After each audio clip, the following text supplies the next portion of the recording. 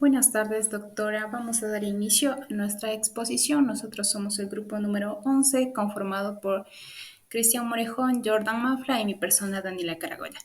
En este caso vamos a hablar sobre la hipoteca, que es el tema que nos ha tocado presentar a nosotros.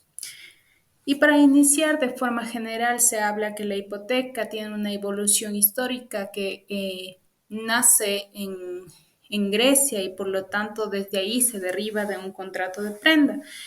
Y por ello el artículo 2309 del Código Civil ecuatoriano lo contempla como a la hipoteca como una derivación del contrato de prenda. Además, se debe entender que la hipoteca está relacionada y más bien nace de un derecho real.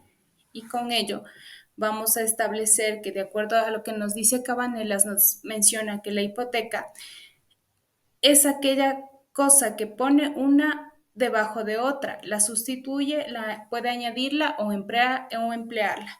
Es decir, que aquí al momento de que aparece una hipoteca, aparece también la obligación. Y esta obligación es el vínculo que se crea tanto en el acreedor como en el deudor. Y entre los dos pactan este contrato de hipoteca para que pueda ser cumplida la obligación frente al acreedor. Incluso desde ahí se puede observar que en caso de que no exista este cumplimiento de la obligación por parte del deudor frente al acreedor, este puede seguir el bien que se ha puesto en hipoteca y puede hacer cumplir la obligación. Continuamos, por otra parte, como ya les había dicho, que la hipoteca es la obligación como un vínculo jurídico entre personas determinadas. Es decir, que aquí aparece esta relación que se da con el consentimiento de las personas que pactan esto, la cual se puede observar que al acreedor le nacen ciertos derechos y al deudor ciertas obligaciones.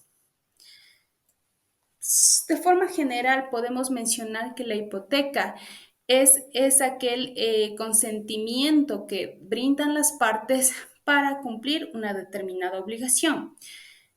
Hablando generalmente y que después pasaremos a profundizar en cada uno de los puntos, podemos ver cómo aparecen ya desde aquí las características de la hipoteca, la cual nos dice que nace de un derecho real, es decir, que el acreedor tiene el beneficio de perseguir el bien para hacer cumplir la obligación que frente a él eh, debe admitir ese comportamiento, pero el acreedor solamente tiene ese derecho sobre el bien, el cual está en hipoteca, más no sobre la persona que es dueño de dicho bien. Otra característica que también se habla es la indivisibilidad. Nos dice que esta no puede ser dividida por, en su, en su integridad jurídica, no puede ser dividida. Y es decir, que si yo tengo una obligación frente al acreedor, debo cumplir toda la totalidad de la obligación. De lo contrario, no quiere decir si existe por ejemplo, un saldo pendiente, algo restante, no quiere decir que la hipoteca también se reduce, sino que se amplía a todo el bien sobre el cual se ha agravado esto. Como podemos observar más adelante, nos menciona que hay dos clases de hipoteca. La una es la hipoteca abierta y la otra es la hipoteca cerrada. La hipoteca abierta nos permite que se puedan garantizar obligaciones presentes y futuras, es decir, que puede haber de dos o más obligaciones y dentro de estas esté un bien en hipoteca. En cambio, en la hipoteca cerrada solamente se garantiza una obligación en específico. También se menciona que la hipoteca es comúnmente la que más concurren las partes porque se puede extender a más cosas, mientras que la hipoteca cerrada, como ya se había dicho, es específica.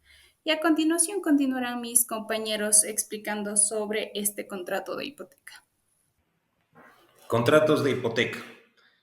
Un contrato de hipoteca es un acuerdo legal que garantiza el cumplimiento de una obligación mediante un gravamen sobre una propiedad. Este es un contrato accesorio e indivisible. ¿Qué quiere decir esto? Accesorio significa que requiere de otro acto jurídico para su constitución.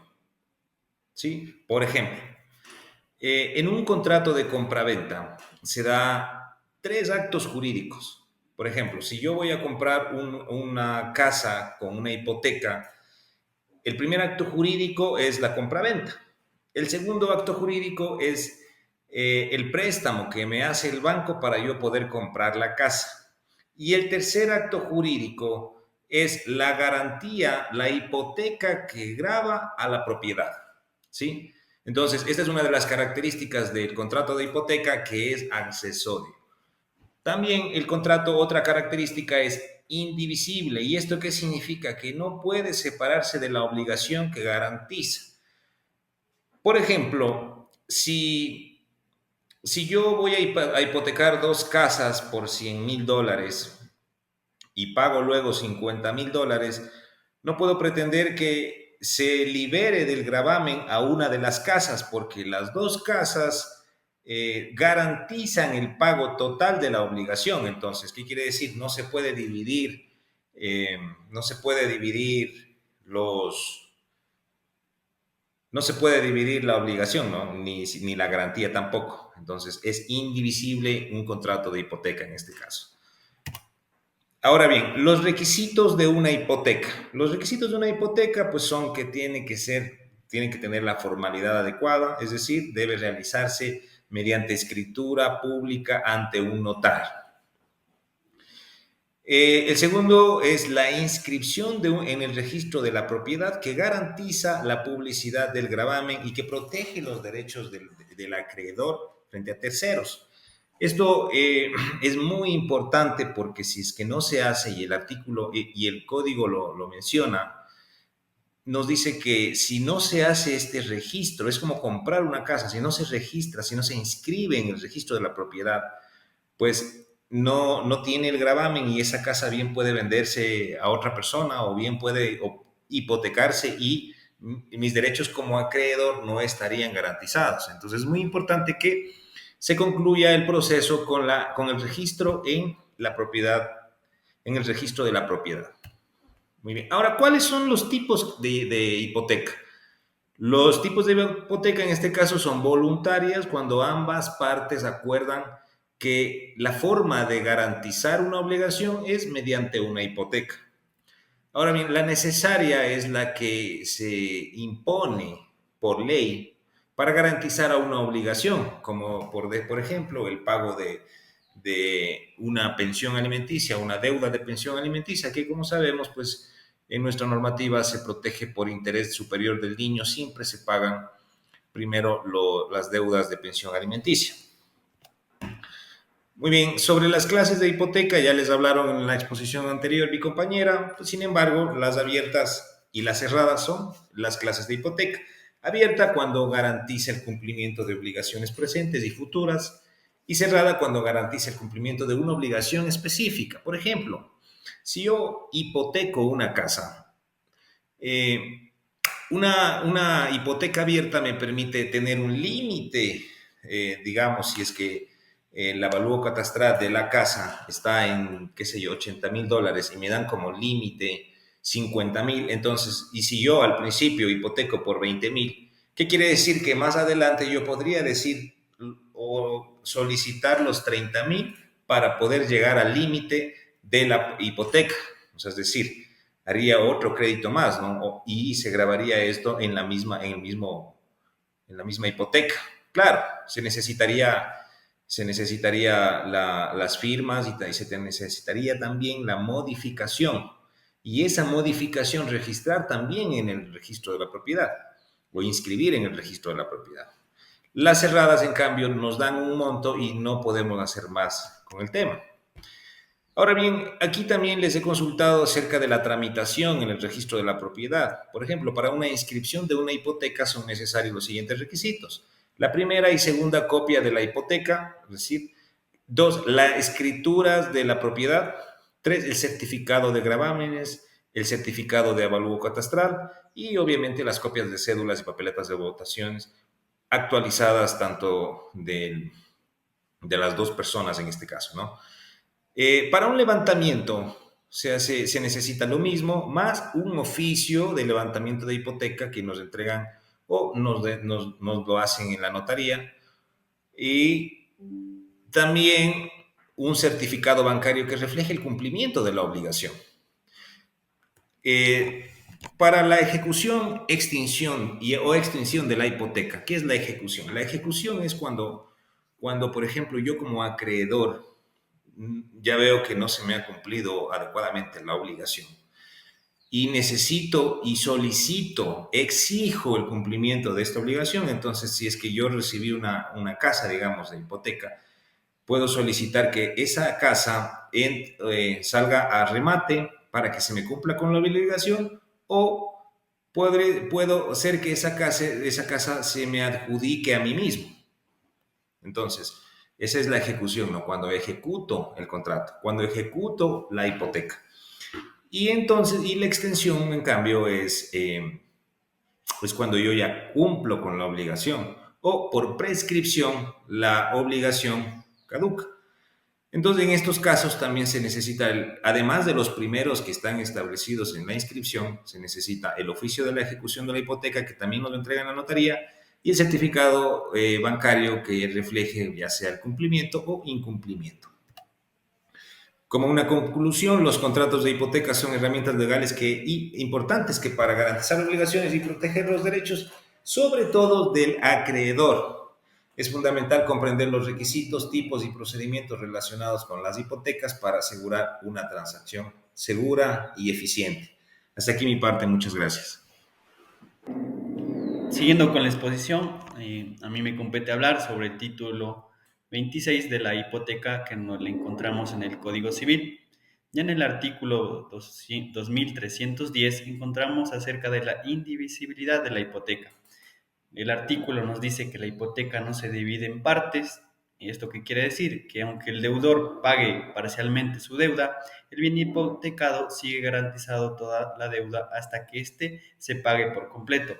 Para entenderlo de una mejor manera, hemos traído a colación un ejemplo en el cual dice que Juan hipoteca su casa para un préstamo de $100,000. Si Juan pagara los 50,000 de la casa, su casa aún estaría hipotecada por los $100,000 originales hasta que se salde la totalidad de esta deuda. Siguiendo con la exposición, encontramos el artículo 2311, que nos habla acerca sobre los requisitos de la escritura pública. Para que una hipoteca sea válida, debe hacerse mediante escritura pública, que es un documento elaborado ante un notario. Además, esta escritura pública puede incluirse en el contrato principal, ya como estipulada como préstamo. Ya en un ejemplo encontramos que, por ejemplo, María quiere un préstamo bancario para comprar una casa. El contrato de préstamo se incluye una cláusula donde la misma casa que está comprando quede hipotecada con garantía. Todo esto se formaliza mediante esta escritura pública que les había hablado. Ya en el artículo 2312 encontramos sobre la inscripción en el registro, y ya con un ejemplo para comprenderlo mejor. En el mismo ejemplo, por ejemplo, se firma ya la hipoteca para garantizar un préstamo, pero no se inscribe ya la hipoteca en el registro de la propiedad. Si alguien más comprara su casa o reclamara derechos sobre ella, la hipoteca de María no sería reconocida porque ésta no estaba registrada. En el artículo 2313 ya encontramos acerca de las hipotecas extranjeras. Con un ejemplo lo entenderíamos de la siguiente manera. Por ejemplo, en un banco de España otorgamos un préstamo a un ecuatoriano que tiene una propiedad, un bien inmueble, por ejemplo, en la ciudad de Guayaquil. Para que esta hipoteca sea válida ya en nuestro país, este debe registrarse en el cantón mismo donde se tiene el bien inmueble, es decir, en Guayaquil, que como estábamos hablando. Ya en el artículo 2315 encontramos sobre las condiciones y fechas sobre la hipoteca. Y nos dice el artículo que una hipoteca puede tener condiciones como, por ejemplo, estas pueden ser suspensivas o también entrar en vigor en una fecha futura. Pero si su fecha oficial